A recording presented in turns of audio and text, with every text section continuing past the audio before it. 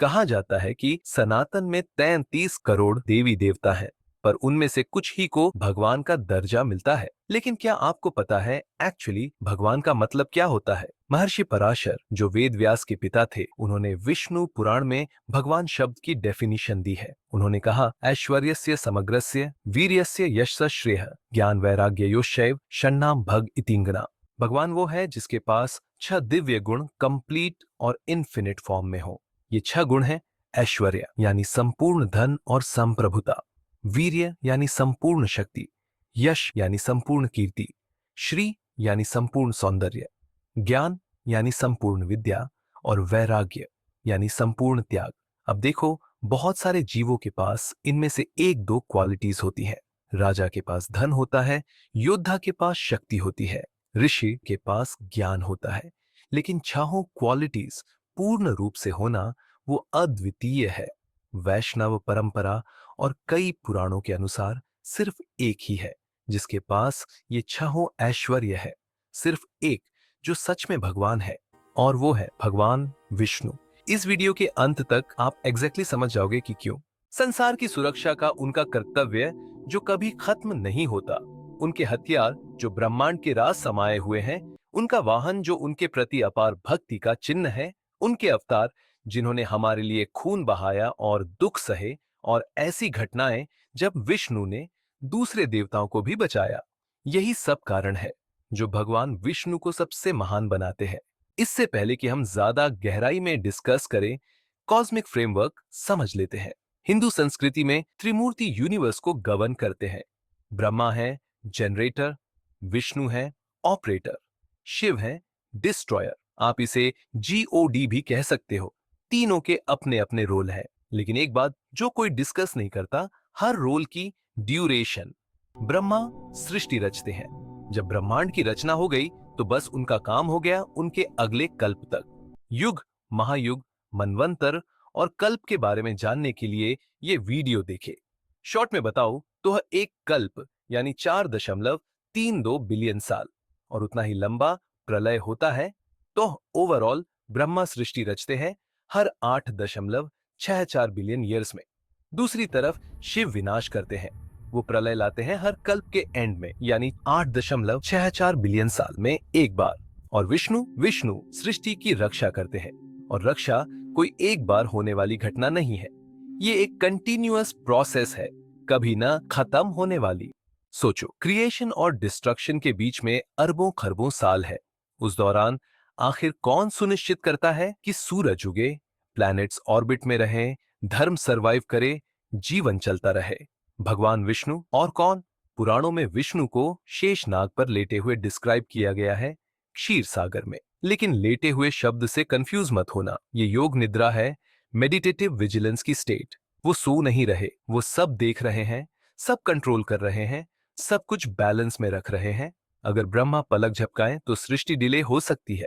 अगर शिव पलक झपकाएं, प्रलय देरी से आ सकता है।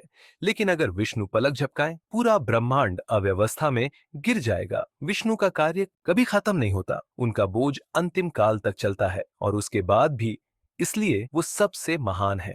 अब अगर आपने भगवान विष्णु की कोई भी तस्वीर देखी है तो नोटिस किया होगा कि उनकी 4 भुजाएं हैं।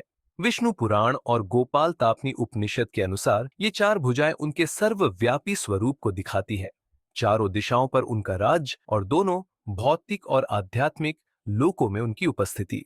लेकिन जो चीज सच में विष्णु की प्रतिमाओं को खास बनाती है, वे हैं उनके हाथ में पकड़ी हुई 4 चीजें। हर एक चीज ब्रह्मांडीय शक्ति और दिव्य दर्शन का गहरा प्रतीक है। पहला, शंख, जिसका नाम पंचजन्य है, जिसका मतलब है 5 से जन्मा। जब इसे बजाया जाता है तो ये सृष्टि की पहली आवाज ओम का निर्माण करता है। शंख अस्तित्व की शुरुआत की पहली वाइब्रेशन को दर्शाता है, जिससे ब्रह्मांड बना। ये पानी से जुड़ा है, जो सभी जीवन का स्रोत है। इसका घुमावदार आकार विकास को दर्शाता है, एक पॉइंट से लगातार फैलती हुई सृष्टि तक। शंख विष्णु का रचनात्मक रूप है, वह आवाज जो ब्रह्मांड को जगाती है। दूसरा, सुदर्शन चक्र, एक दिव्य चक्र जिसका मतलब है शुभ दर्शन। ये सिर्फ एक हथियार नहीं है, इसके 6 स्पोक्स 6 ऋतुओं, साल के 6 साइकिल्स का प्रतीक है। घूमता हुआ चक्र समय के पहिए को दर्शाता है, निर्माण, पालन, विनाश और पूर्ण निर्माण, ये सोच से भी तेज उठता है। चक्र विष्णु का रक्षा करने वाले रूप का प्रतीक है। वह शक्ति जो ब्रह्मांडीय व्यवस्था बनाए रखती है और उसे खतरे में डालने वाली हर चीज को नष्ट कर देती है। तीसरा, गदा, जिसका नाम है कौमोद की, मतलब जो मन को मोहित करे। विष्णु पुराण कहता है कि ये गदा बुद्धि का प्रतीक है। अपने ज्ञान की शक्ति से एक इंसान हजारों को सिखा सकता है। गदा विष्णु की विद्या की पावर है जो अज्ञान को दूर करती है और धर्म को एनफोर्स करने की स्ट्रेंथ देती है। चौथा, पद्म, कमल का फूल। जबकि बाघ की तीन हथियार हैं, ये कोमलता है। कमल कीचड़ से उगता है लेकिन पवित्र रहता है। ये सृष्टि के बनने का और चेतना के खिलने का प्रतिनिधित्व करता है। कमल एक इनाम भी है उनके लिए जो धर्म फॉलो करते हैं। एकजुट ये चार चीजें ब्रह्मांड की पूरी कहानी बताती है। शंख से हुआ क्रिएशन, सुदर्शन चक्र से रक्षा, गदे से मिला ब्रह्मांड का ज्ञान और जीने का तरीका, और कमल से मोक्ष। विष्णु के रूप का हर तत्व खुद ब्रह्मांड है जिसे दिव्य छवियों में एनकोड किया गया है। आगे बात करते हैं विष्णु जी के वाहन की। गरुड़ कोई साधारण वाहन नहीं है, वो पक्षियों के राजा है। खुद एक देव और भगवान विष्णु के प्रति उनकी भक्ति बेमिसाल है।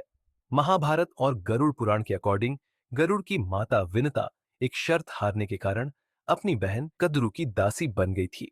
कद्रू नागों की माता थी। जवान गरुड़ ने अपनी माता को बंधन में देखा और अपने सौतेले नाग भाइयों से पूछा, उन्हें आजाद करने के लिए क्या करना होगा। उन नागों ने गरुड़ को स्वर्ग से अमृत लाने कहा, जिसकी रक्षा खुद इंद्र करते थे। स्वर्ग से अमृत चुराना इम्पॉसिबल था, लेकिन गरुड़ का अपनी माता के प्रति प्रेम कोई सीमा नहीं जानता था। उन्होंने अमृत और अपने बीच की हर बाधा को हराया और इंद्र की नाक के नीचे से अमृत चुरा लिया। जब गरुड़ पृथ्वी की ओर वापस जा रहे थे, विष्णु उनके सामने प्रकट हुए। उनकी अपनी मां के प्रति भक्ति और गरुड़ की शक्ति से प्रभावित होकर विष्णु ने उन्हें वरदान मांगने को कहा। गरुड़ कुछ भी मांग सकते थे, शक्ति, धन, अमृता, लेकिन उन्होंने सिर्फ विष्णु जी का वाहन बनकर उनकी सेवा करने का अवसर मांगा। विष्णु ने स्वीकार किया और गरुड़ को अमृता का वरदान दिया। उन्होंने गरुड़ की मां को आजाद करवाने में मदद की और अमृत भी इंद्र को वापस दे दिया। ये घटना साबित करती है कि विष्णु चरित्र को पहचानने में कितने माहिर है।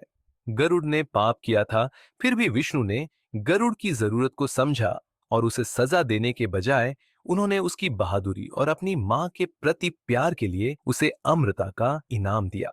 एक व्यक्ति के चरित्र को समझने की विष्णु की यही क्षमता उन्हें बाकियों से महान बनाती है। जहां ब्रह्मा और शिव असुरों की तपस्या से खुश होकर वरदान देते हैं, विष्णु उन्हें पूजने वाले भक्त की आत्मा में झांक के समझ जाते हैं कि क्या वो उनके वरदान के काबिल हैं। अब आते हैं विष्णु की महानता के सबसे पावरफुल एविडेंस पर, विष्णु के अवतार। वैसे हमने इसके ऊपर डिटेल में 2 वीडियो बनाए हैं, उन्हें याद से देख लेना। सृष्टि के प्रति अपना कर्तव्य निभाने के लिए, धर्म की रक्षा करने के लिए विष्णु बार बार अवतार लेते हैं और हमें तबाह होने से बचाते हैं। और उस कार्य में वो बहुत बार अपने अवतारों की जान भी हमारे लिए न्यौछावर कर देते हैं। मत्स्य अवतार के रूप में पिछले प्रलय के दौरान इंसानों और जीव जंतु को डूबने से बचाने के बाद उन्होंने एक महायज्ञ में खुद का बलिदान दे दिया ताकि नए युग में जीवन जारी रह सके। देवताओं को समुद्र की गहराई से अमृत निकालने में मदद करने के लिए उन्होंने अपनी पीठ पर मेरु पर्वत को स्थिर किया और उसी पर्वत के नीचे आज तक दबे हैं। जब हिरण्याक्ष ने पृथ्वी को ब्रह्मांडीय सागर में डुबो दिया तो विष्णु ने दूसरे देवताओं से मदद नहीं मांगी। वह अकेले ही अपने वराह अवतार में पृथ्वी को बचाने और राक्षस को मारने गए। जब हिरण्य कश्यप प्रहलाद पर विष्णु की पूजा करने के लिए जुल्म ढा रहा था तो विष्णु ने अपने भक्त को बचाने के लिए नरसिंह का रूप लिया। जब महाबली ने अपनी विनम्रता से उन्हें प्रभावित किया तब विष्णु ने अपने वामन अवतार में महाबली को गलत समझने में अपनी गलती मानी और उसी राजा को आशीर्वाद दिया जिसे वो डराने आए थे। मर्यादा पुरुषोत्तम राम के रूप में विष्णु ने बहुत कष्ट सहे। पिता द्वारा वनवास, सीता का अपहरण, रावण से युद्ध, गर्भवती सीता को दिया वनवास, लक्ष्मण को दिया मृत्युदंड, और इन सब के बावजूद उन्होंने पूरी ईमानदारी और निष्ठा के साथ अपनी प्रजा की सेवा की और हमेशा धर्म के सिद्धांतों का पालन किया। और कृष्ण अवतार में विष्णु ने द्वापर युग के अनेक खतरों से दुनिया को बचाया। वह माखन चुराने वाले बच्चे थे, दिव्य प्रेमी थे, दार्शनिक थे, किंग मेकर थे और सारथी थे। महाभारत में उन्होंने पांडवों को मुश्किल नैतिक फैसलों में रास्ता दिखाया। उन्होंने युद्ध के मैदान में भगवत गीता का उपदेश दिया और बिना कुछ कहे गांधारी का श्राप स्वीकार किया। क्यों? क्योंकि कर्मों का संतुलन जरूरी है। चाहे इंसान हो या भगवान, सबको धर्म के आगे झुकना पड़ता है। विष्णु के अवतार ही उनको बाकी भगवानों से अलग करते हैं। वो सिर्फ वैकुंठ में बैठ के अपने कर्तव्य नहीं निभाते, वो अवतरित होते हैं, अपने हाथ गंदे करते हैं, पीड़ा सहते हैं, बलिदान देते हैं, बार बार युगों युगों में, सिर्फ हमारे लिए। यही है सबसे महान भगवान की पहचान। मुझे पता है कि आप सब क्या सोच रहे हो, त्रिमूर्ति तो एक सामान है ना, उनकी शक्ति एक दूसरे से बराबर है। लेकिन शास्त्र एक अलग कहानी बताते हैं। बार बार जब शिव या ब्रह्मा को जरूरत पड़ती है तो विष्णु ही मदद के रूप में सामने आते हैं। आइए कुछ उदाहरण देखते हैं। देवी, भागवत पुराण और मार्कंडेय पुराण के अकॉर्डिंग सृष्टि के बिल्कुल शुरू में दो भयानक राक्षस मधु और कैटब विष्णु के कान के मैल से पैदा हुए जब वो योग निद्रा में थे। इन राक्षसों ने तपस्या से अपार शक्ति पाई और आदि शक्ति से वरदान हासिल किया कि वो तभी मरेंगे जब खुद चाहेंगे। अपनी ताकत से मदमस्त होकर उन्होंने ब्रह्मा पर हमला किया, चारों वेद चुरा लिए और उन्हें नष्ट करने की धमकी दी। वेदों के बिना सृष्टि ही इम्पॉसिबल थी। ब्रह्मा विष्णु के पास भागे, लेकिन विष्णु योग निद्रा में थे। ब्रह्मा ने आदि शक्ति से मदद मांगी कि वो भगवान विष्णु को जगाए। जब विष्णु उठे, उन्होंने अपने बल का नहीं पर अपनी बुद्धि का इस्तेमाल किया। उन्होंने राक्षसों की इतनी तारीफ की कि उनका घमंड आसमान छू गया। खुश होकर उन्होंने विष्णु को वरदान मांगने कहा और विष्णु मुस्कुराए और बोले, मुझे वरदान दो कि मैं तुम्हें मार सकूं। राक्षस अपने वचन से पलट नहीं सकते थे। उन्होंने विष्णु को वरदान दिया और फिर विष्णु ने उनका सिर काट दिया। वेद ब्रह्मा को वापस मिले और सृष्टि का निर्माण जारी रहा। विष्णु के बिना कोई ब्रह्मांड नहीं होता, कोई सृष्टि नहीं होती। भागवत पुराण की एक और कथा में जब राक्षस हैग्रीव ने प्रलय के दौरान ब्रह्मा से वेद चुराए, विष्णु ने अपने मत्स्य अवतार में समुद्र की गहराई में गोटा लगाया और हैग्रीव को मारकर वेद रिकवर किए। फिर से जब ब्रह्मा को जरूरत थी, विष्णु आए बचाने। न केवल ब्रह्मा लेकिन शिव को भी कई बार विष्णु की मदद की जरूरत पड़ी है। असुर भस्मासुर, जिसका असली नाम वृकासुर था, उसने शिव को प्रसन्न करने के लिए बहुत कठोर तपस्या की। उसकी भक्ति से प्रसन्न होकर शिव ने उसे खौफनाक वरदान दिया, जिसके भी सिर पर भस्मासुर हाथ रखेगा वो तुरंत भस्म हो जाएगा। वरदान मिलते ही भस्मासुर शिव के पीछे पड़ गया, उनको भस्म करने के लिए शिव को भागना पड़ा। शिव ने विष्णु को मदद के लिए पुकारा। विष्णु ने मोहिनी का रूप लिया, अस्तित्व की सबसे सुंदर स्त्री। भस्मासुर ने उन्हें देखा, शिव को भूल गया। वो पागलों की तरह प्यार में पड़ गया और शादी का प्रस्ताव रखा। मोहिनी ने एक शर्त रखी, मुझे नाचना बहुत पसंद है, अगर तुम मुझ जैसे ही नृत्य कर पाओ तो मैं तुम्हारी हो जाऊंगी। भस्मासुर मान गया और जैसे जैसे मोहिनी नाची वैसे वैसे भस्मासुर। जैसे ही मोहिनी ने अपना हाथ अपने सिर पर रखा, बिना सोचे भस्मासुर ने कॉपी किया। जैसे ही उसका हाथ उसके सिर पर पड़ा, वो भस्म हो गया। इस तरह शिव को विष्णु ने बचाया, ताकत से नहीं, सर्वोच्च बुद्धि से। अब ये अगली कथा तो शिव पुराण की ही है। असुर जालंधर शिव की तीसरी आंख से ही पैदा हुआ था जब शिव इंद्र पर क्रोधित हुए। जालंधर बहुत ही शक्तिशाली था और उसने वृंदा से शादी की, एक डिवोटेड पत्नी जिसकी पवित्रता ने उसे अजय बना दिया। जब तक वृंदा जालंधर के प्रति समर्पित थी, कोई भी, शिव भी नहीं, जालंधर को मार सकता था। जालंधर ने तीनों लोक जीत लिए और देवी पार्वती को अपनी पत्नी के रूप में डिमांड करने की हिम्मत की। शिव ने उससे लड़ाई लड़ी, लेकिन वृंदा की पवित्रता की वजह से उसे हरा नहीं पाए। विष्णु ने फिर तरकीब निकाली। उन्होंने जालंधर का रूप लिया और वृंदा के सामने प्रकट हुए। अपना पति समझकर वृंदा की शुद्धि की प्रतिज्ञा टूट गई और उसी समय जालंधर की अजयता भी टूट गई और शिव ने उसे मार गिराया। पर कहानी यहाँ खत्म नहीं हुई। जब वृंदा को विष्णु के इस छल का पता चला, उसने विष्णु को श्राप दिया कि वो भी एक दिन अपनी पत्नी से अलग होंगे। एक श्राप जो रामायण में सच हुआ जब सीता का अपहरण हुआ। विष्णु ने बिना कुछ कहे ये श्राप माना, क्योंकि कर्म और धर्म से कोई नहीं बच सकता। तो क्या आप जान पाए विष्णु सबसे महान भगवान क्यों है? क्योंकि जीवन का निर्माण करना एक बार होता है, जीवन का नाश करना भी एक बार होता है, लेकिन जीवन की रक्षा करना वो हर पल हो रहा है। विष्णु वो नींव है जो कभी नहीं टूटती। वो कूर्म है जो पर्वत को अपनी पीठ पर उठाते हैं ताकि ब्रह्मांड में संतुलन बना रहे। वो नरसिंह है जो हर जगह निवासित है। उनके पास छहों गुण हैं जो उनको भगवान बनाता है। उनकी प्रतिमा में दुनिया के सारे राज निहित है।